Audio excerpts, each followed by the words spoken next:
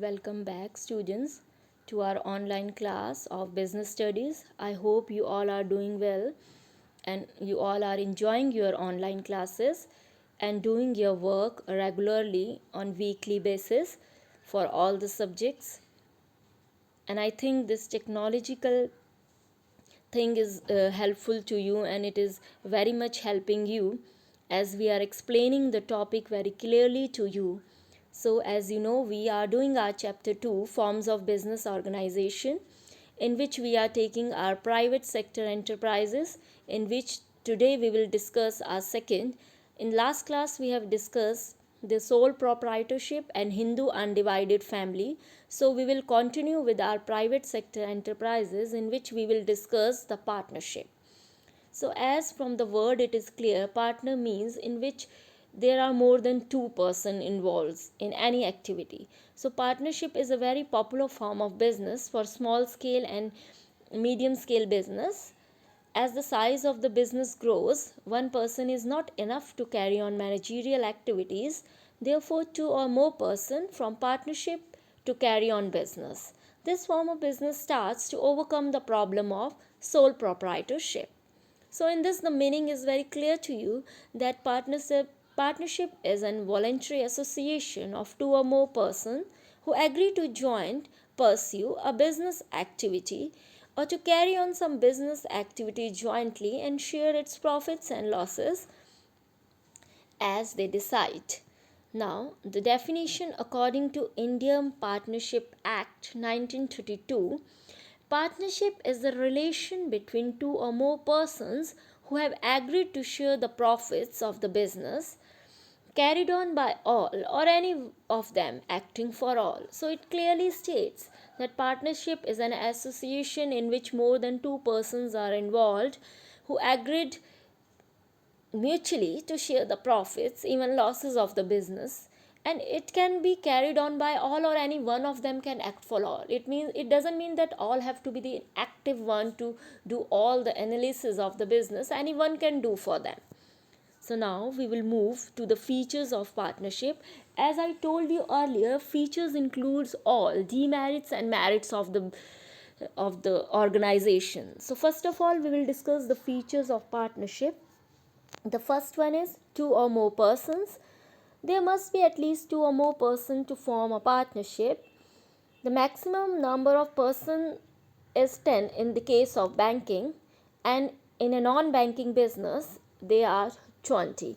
So in banking you can have or start your partnership with the 10, and any other business you need 20 members. So next one is agreement. It is an outcome of an agreement among partners which may be oral or in writing. So the agreement between partner to form a partnership can be in an oral form or in a written form, and the document which contain it is in a written form an agreement that is known as partnership deed. So partnership deed is a written document which is signed by both the parties or more than two persons who are involved in that particular business.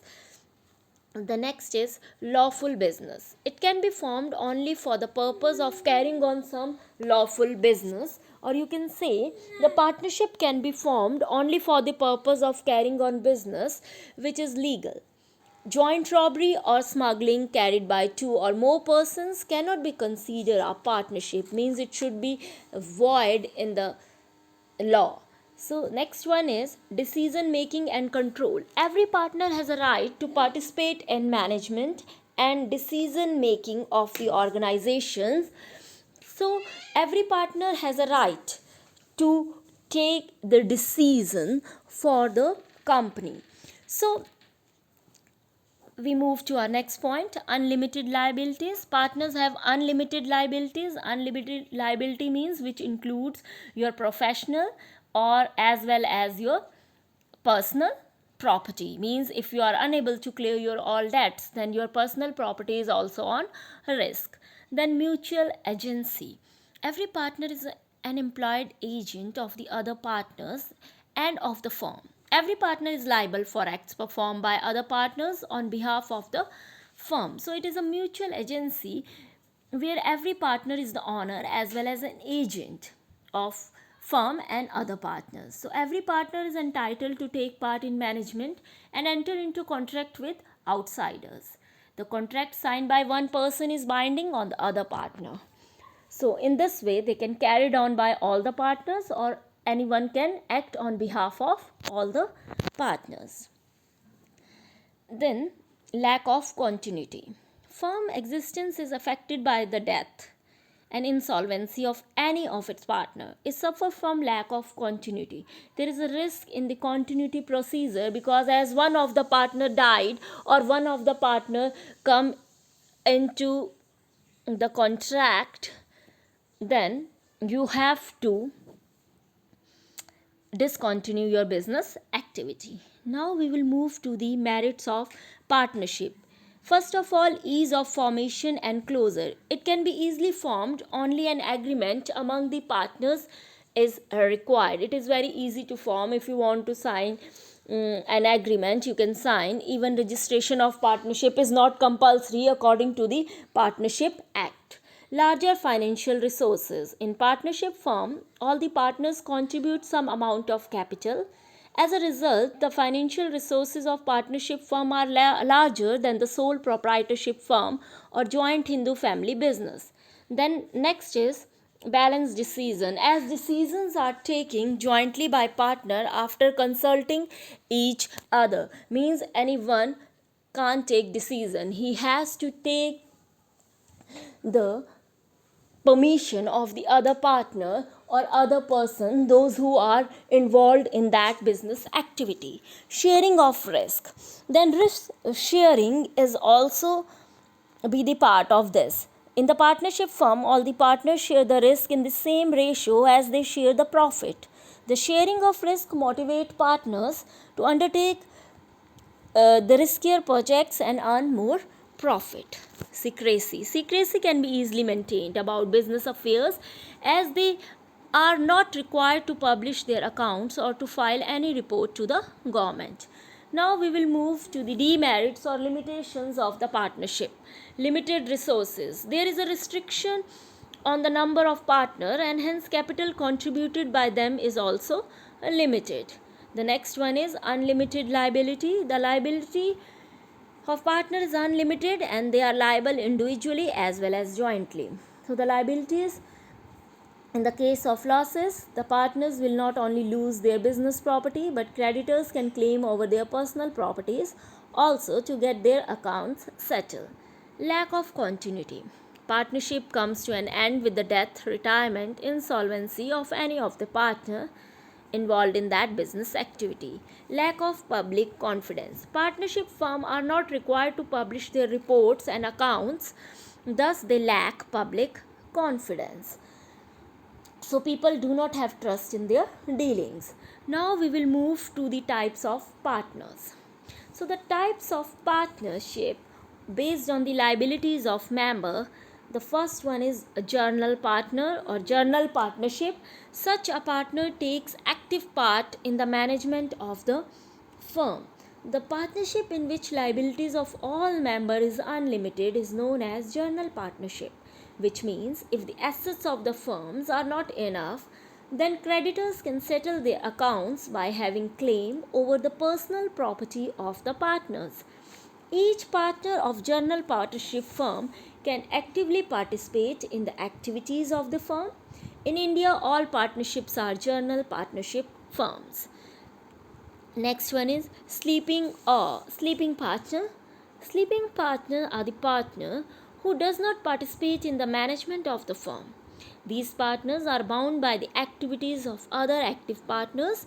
These partners contribute capital and get share in the profit or loss of the firm.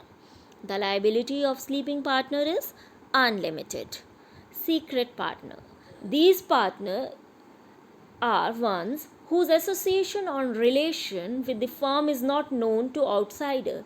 He contribute capital, participate actively in the management. His liability is also unlimited, but they are not disclosed to the outside world. Nominal partner. Such a partner only gives his name and goodwill to the firm. He neither invests money nor takes profit, but his liability is unlimited. So nominal partner just lend his name and reputation for the benefit of the firm. He is liable to outsider for the debts which outsiders have given to the firm, believing he is a partner in the firm. So the next type of nominal partners is partner by estoppel. He is the one who by his words or conducts give impression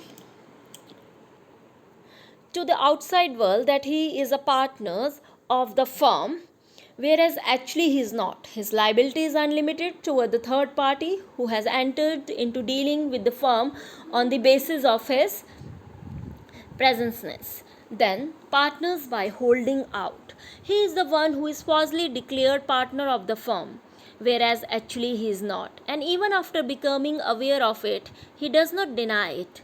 His liability is unlimited toward the party who has dealt with the firm on the basis of this declaration. Then we will work on minor partner.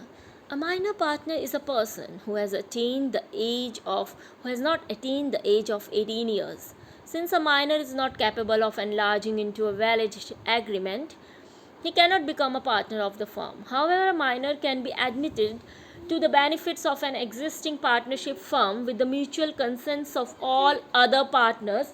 He cannot be asked to bear the losses. His liability will be limited to the excellence of the capital contributed by him. He will not be eligible to take an active part in the management of the firm. So he is totally different as we have done in Hindu undivided family, in that the minor partner enjoys all the rights, all the profits which is shared by all other members of the family. Now we will move to the types of partnership. So types of partnership are divided into basically two classification. Classification on the basis of duration, classification on the basis of liability. So classification on the basis of duration is partnership at will. So the partnership formed for an indefinite period is known as partnership at will. This type of partnership exists at the will of the partners and comes to an end whenever partner desires so. Any other partner can give notice of dissolution and partnership will come to an end. And the next one is simple fixed period partnership, in which when the period of partnership is over, then your partnership is also come to an end. Now on the basis of liability, general partnership, in which the liability of partner is limited and joint registration of firm is optional. Then limited partnership, the liability of at least one partner is unlimited, whereas the other partners may have limited. So registration of firm is compulsory in the case of limited partnership. Now we will move to the partnership deed, as we have discussed it earlier, that is a document containing the terms and conditions of the partnership agreement. It is known as partnership deed. So the written agreement on a stamped paper which specifies the terms and condition of partnership is called the partnership deed. So it includes the following contents, that are name of the firm, location or address of the firm, duration of business, investment made by each partner, profit sharing ratio of the partners, terms relating to salary, drawing, interest on capital and interest on drawing of partners, duties and obligation of partners, terms governing admissions, retirement and preparation on a credit accounts of their auditing, method of solving dispute. So these are the content or the aspects which are included in the partnership deed. Now the registration of partnership. As registration is not compulsory, it is optional, but it is always beneficial to get the firm registered. The consequence of non-registration of a firm are as follow. A partner of an unregistered firm cannot file suit against the firm or the partner. The firm cannot file a suit against third party. A firm cannot file case against its partners, or a partner of an unregistered firm cannot file suit against the firm of or other partner. So these are few benefits which are not enjoyed by then unregistered partnership. So this is the topic partnership which we have covered in this week class. So as you know, the assignment is given to you as follows. You have to complete this assignment. First, go through the PDF file and learn all the questions that has been given to you, revise all the work, go through the PDF file, and then do your assignment, make your own notes and question bank from this PDF file. Do the work, enjoy the work. All the best. Goodbye.